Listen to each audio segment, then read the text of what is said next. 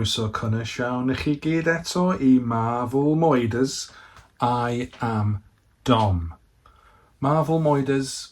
Moiders is a Welsh word. It means to go on and on about something so much you cause other people physical pain. So I have taken to the internet to get all the thoughts and ideas I have about Marvel out of my head and dispersed safely like a toxic gas across the internet. I'm making my way through all of the Marvel films and TV series, or as much as I can bear.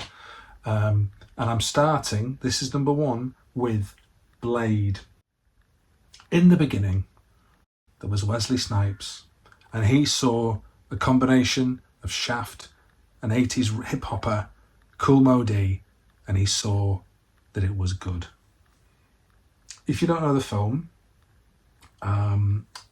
Wesley Snipes plays the title hero Blade, who is a Dhampir, a Daywalker, a person who is half human, half vampire, who has lots of the strengths of vampires, physical strength-wise, but is immune to being turned, is able to walk around in the daylight. He does crave blood, but he hasn't completely lost his soul.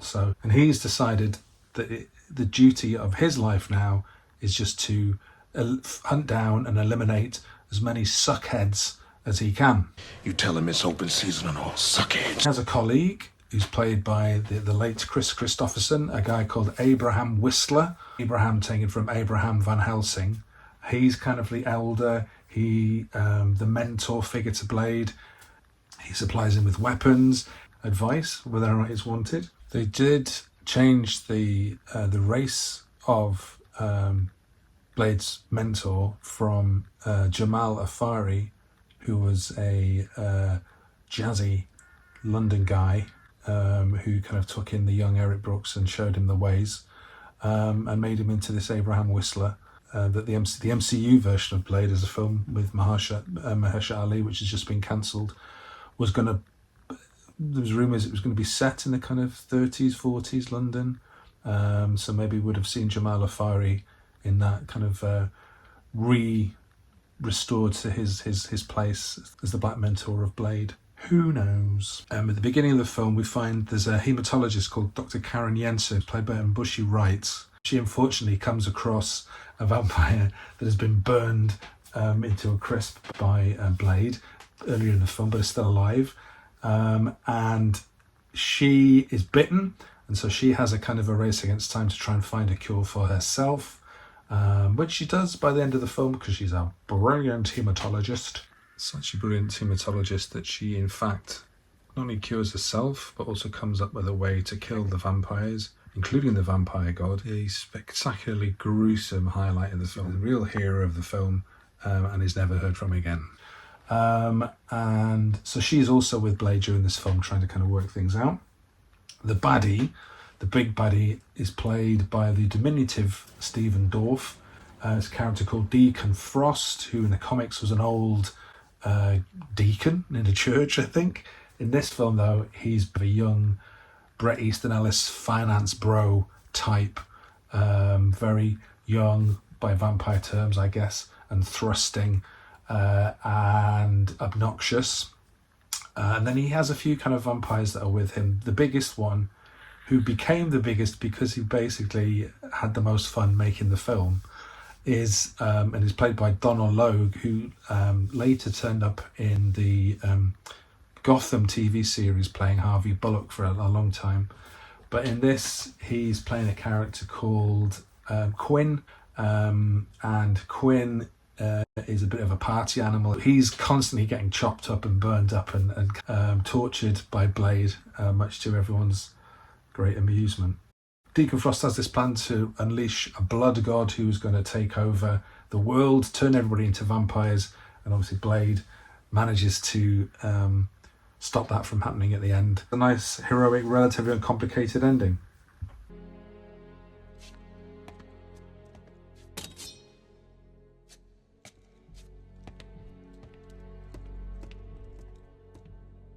So, that's the film.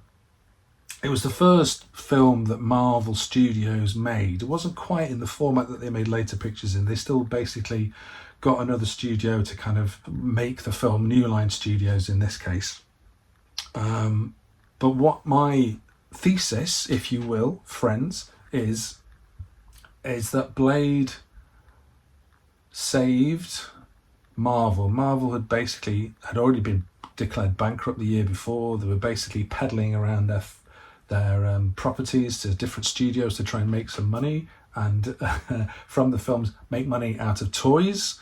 That's maybe something I'll talk about in another video, maybe when we talk about Spider-Man films. A big kind of hero of Blade being made, if you like, although he lived long enough to become the villain, maybe that's going to be a theme in all these podcasts, was a guy called David Goyer, who went on to write work on the Dark Knight Batman film. If you'd done a film called Dark City before, but Blade is kind of like the big thing that he was very much involved in, and he was very much the guy that had definite vision of Blade that kind of triumphed out and became the Blade that was fairly universally well received, especially by kind of geeky comic types like myself. Blade, I think, is very much a film dictated by the rhythms and the kind of aesthetics and the kind of interests of hip-hop and that kind of late 80s, early 90s era. Blade, the comic, was a kind of a result of the Blaxploitation films in the 70s that were being made. Blackula being an example. William Marshall, who'd played Blackula in the 1971 film and the sequels, Scream, Blackula Scream, which I've not seen. He was a Shakespearean kind of classically trained actor. Wesley Snipes was also a classically trained actor. William Marshall was very kind of like this, good evening. The regal kind of character that the Blackula character is before he gets turned into a vampire by Dracula himself. So Wesley's thought, well, if William Marshall can pull it off, I can do it. I can bring that kind of gravitas, if you like. Are you ill? The first kind of wave of these Blaxploitation films, which all led to the comics, the Marvel comics being changed. So in addition to Doom of Dracula becoming a big title, which Blade was introduced in during the 70s, they also had the Kung Fu kind of films, the Bruce Lee films, and that led to Shang-Chi coming out as a comic in Marvel. And just the general kind of abandonment of the comics code, which had made everything so kind of cookie cutter and well behaved. Blade was originally a British character called Eric Brooks.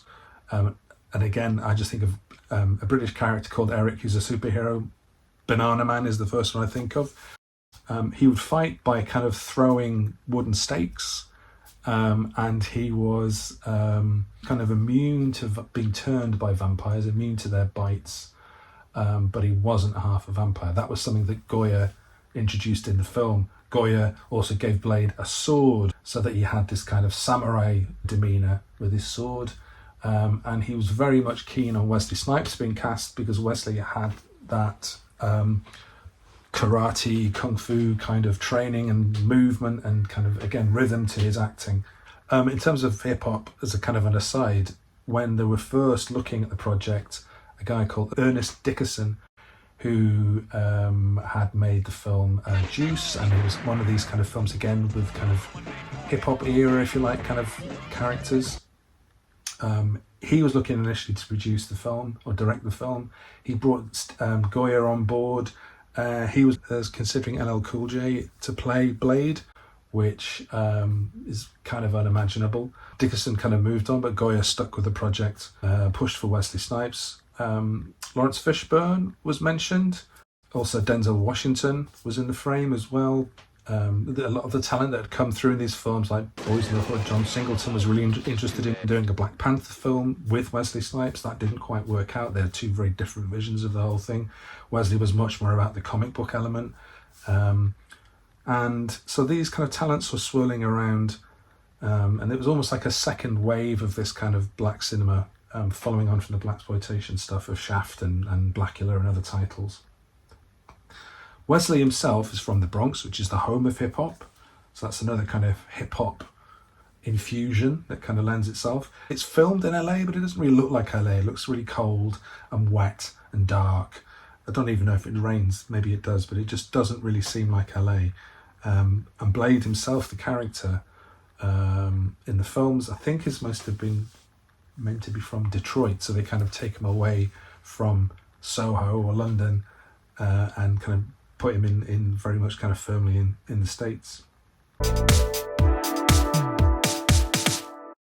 Blade isn't really a superhero film. It doesn't have the again the kind of the rhythm. It doesn't have like the orchestral swell of a superhero film.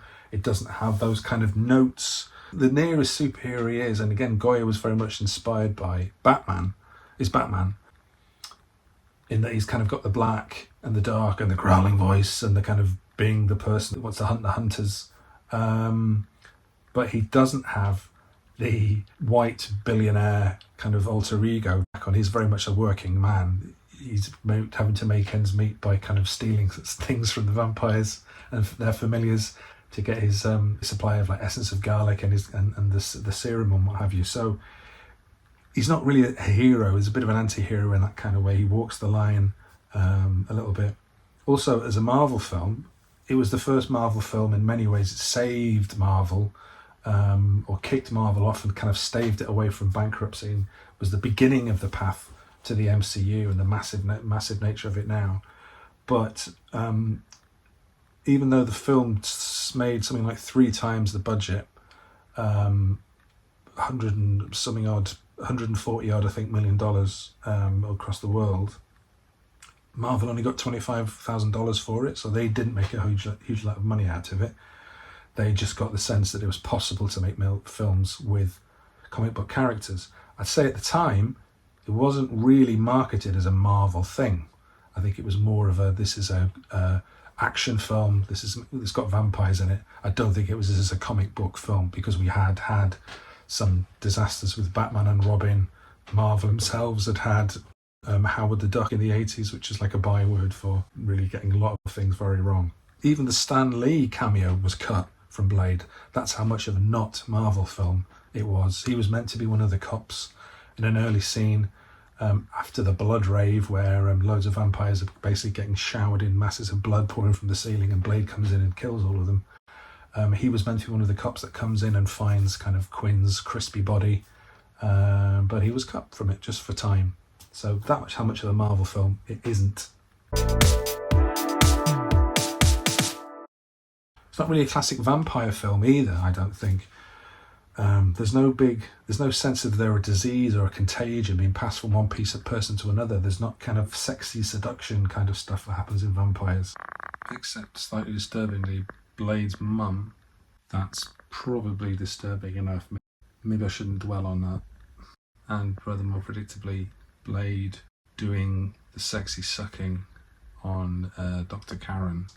The body horror isn't really very evident there, except for maybe the character Pearl, who is this enormously, more than obese, just enormously kind of huge character who just sits doing the vampire kind of archives and feeds on babies and just horrible kind of situation. Pearl looks a lot like a character that could have turned up in David Fincher's Seven, and Fincher again was another director who was kind of discussed at the beginning, looking at him as a possible director, and the visual style he had made a big influence on David Goyer. He like spread out a kind of Pinterest mood board for it, and Goyer was like, "Oh yeah, I'm keeping those ideas. I really like that." So maybe the Pearl will just be maybe a bit of a body horror, but generally it was all quite tight and quite kind of disciplined. You had the old kind of guard of vampires who were very much like, at one point, the Dragonetti, the head of the kind of the vampire council, who's played by Udo Kier, says, "You bore me," and this, which is like the ultimate kind of dismissive kind of vampire stuff. But they're kind of hiding in the shadows. They're kind of a bit miserable. They're very kind of smartly dressed or whatever.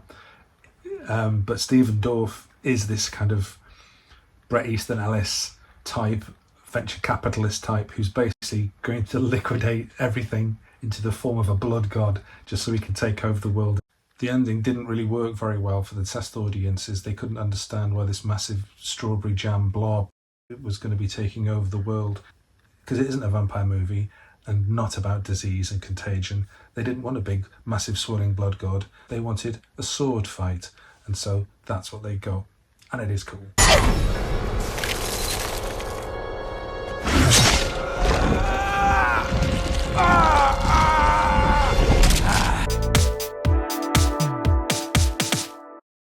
Usually, I think in vampire films, there's a sense, maybe horror films more broadly, but I think in vampire films, very much set in the body, that there's a sense of a threat to society. So often vampire films work as kind of, unfortunately, metaphors for homosexuality or homophobia, I suppose, xenophobia. AIDS was a big kind of thing, because obviously it was a blood-borne crisis for society. But in Blade, and again, I think this is why it's less of a vampire film, less, maybe more of a anti-capitalist or anti-system film. In Blade, the vampires aren't a threat to society. The vampires are society. They're kind of the old guys. They're kind of pulling the strings, running everything. The cops are all in on it. Another kind of 90s thing is you see a black man, Blade, beating the shit out of a cop because he was a kind of a familiar of Deacon Frost, and there's a nice kind of reversal of what went on in the 90s in LA with the Rodney King beatings. There's a nice twist where the police are getting beaten up by a black guy.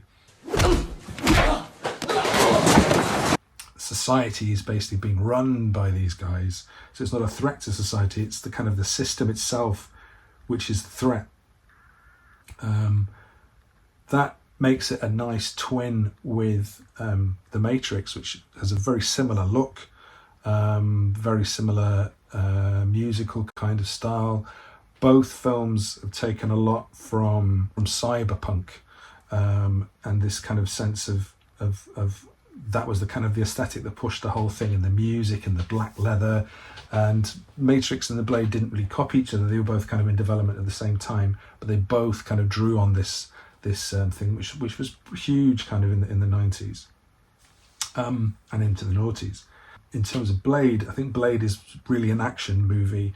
It's not a philosophical thinking about cyberpunk. It's kind of, that's like the superficial kind of aesthetic. You know, you had a film like Johnny Mnemonic. Keanu Reeves had to rent out bits of his brain to courier black market information. There was another kind of Philip K. Dick cyberpunk themes around identity. The director, Steve Norrington, who was a British guy, he had made a film couple of years before, very low budget, very kind of cyberpunk, very kind of cyborg kind of stuff going on in it. Part of my thesis about why this film was a bit different is because he was British, and it being the age he was, the interests he had, if there was no influence of kind of 2000 AD and Judge Dredd and ABC Warriors and these kind of properties on his kind of aesthetic, I'd be very surprised. A lot of what was really exciting about Blade, and kind of ran parallel to cyberpunk, was really illustrated by the blood rave at the beginning, where the music was a pumping remix of a New Order track. Very much kind of techno, but not that kind of cerebral techno, very just kind of like pumping, which is fitting for blood, I guess, if music is pumping. That was kind of a fresh kind of flavour, a new flavour. Not hip-hop exactly, but kind of adjacent. Those two kind of musical styles really kind of pushing the rhythm of everything on. The blood rave, or I think it was called Bloodbath, with a big kind of poster out the side. And I love the fact that when the music stops, there's a kind of a guy who goes, yay, like, whoa, like he's having such a good time. Even though the blood has stopped and they're all about to be chopped up by Blade. Yeah, so that kind of rhythm on the commentary for Blade, Wesley Snipes is very into explaining why the rhythm of the movement and the fighting is very important to him. He explains it in a way I don't quite get in terms of what the rhythm is, but that kind of rhythm, the discipline in the fighting, in the kind of the karate style, really kind of tight and focused, that feels kind of like hip hop adjacent. They can see why a lot of it's soundtracked by that kind of music. They approached apparently the Prodigy, who were a great example in a British kind of way, mid-space between hip-hop sounds and kind of rave sounds. They approached them to do kind of soundtrack the film, but they weren't able to. They were too busy. But they do appear on the soundtrack. The soundtrack was really influential, and again, similar kind of music that was turning up in the Matrix films. Not bad. What music did you cut to? Wesley Snipes had this very physical presence as a black belt karate guy who knew sword play, various kind of martial arts styles. The movements are just so efficient. They tried to, with the stunt coordinator, move away a little bit from the Hong Kong style of fighting. Sometimes in the Hong Kong films or Jackie Chan film, everything seems quite kind of rehearsed.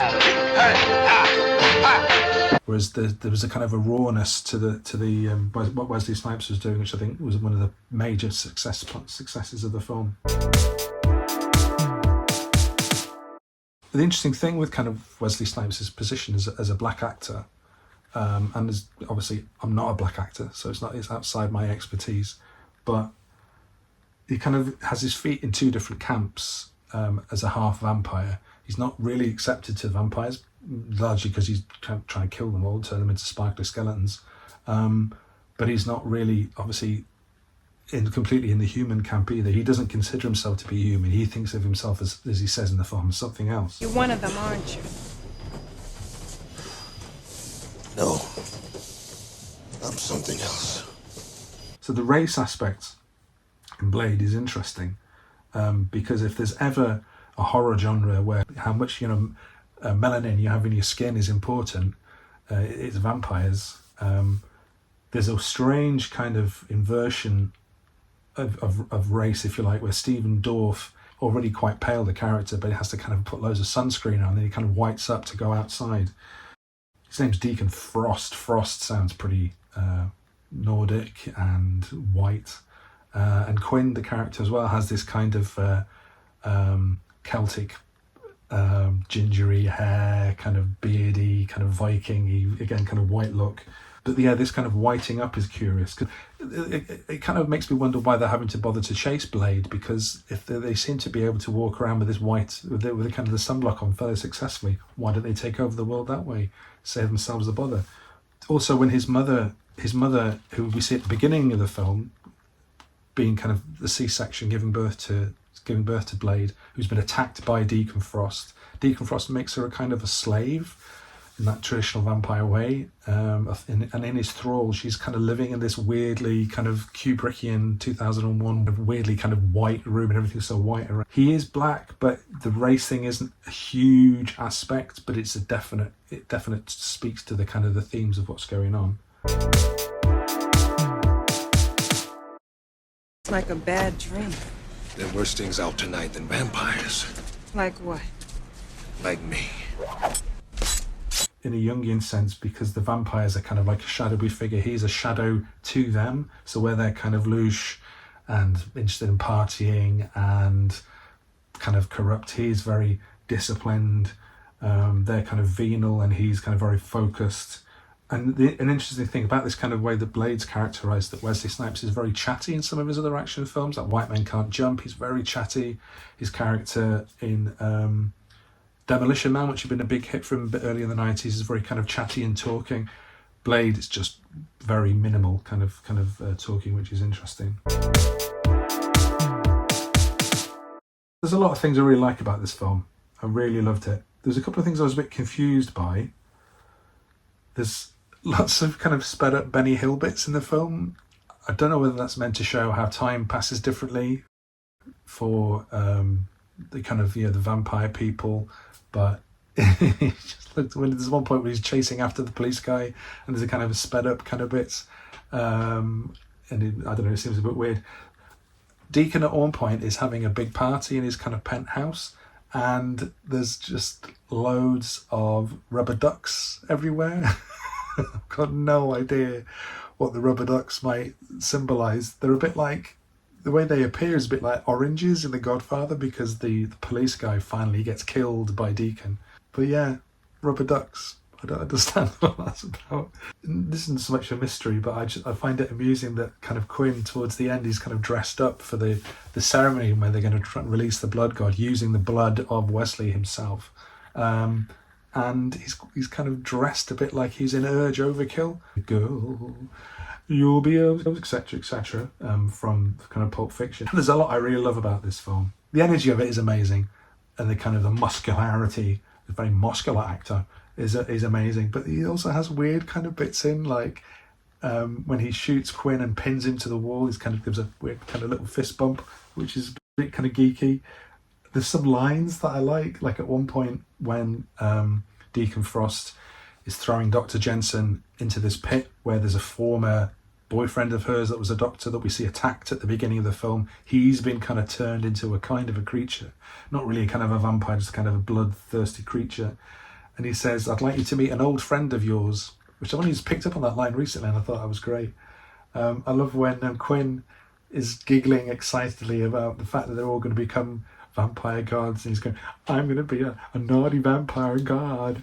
I'm going to be naughty. I'm going to be a naughty vampire god." So I can see how his part got built out as much as it did, because he was kind of having fun improvising on the set. I love the Ray Harryhausen skeletons that climb out when the blood god is about to arrive. Big Raiders of the Lost Ark overtones. And the death of the blood god because of Dr. Jensen's fantastic anticoagulant invention is definitely a highlight. There's nothing really controversial about liking Blade, the first one, I think. Maybe when we get to Blade Trinity, I'll have to do a bit more kind of defensive stuff.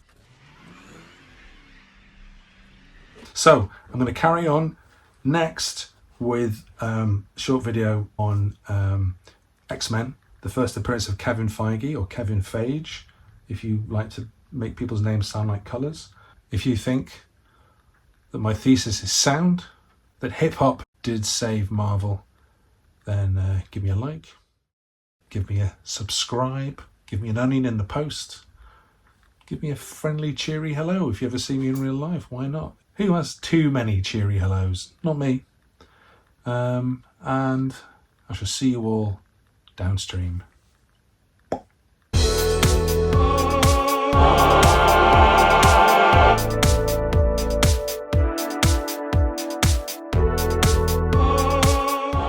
Keep your cure. There's still a war going on, and I have a job to do.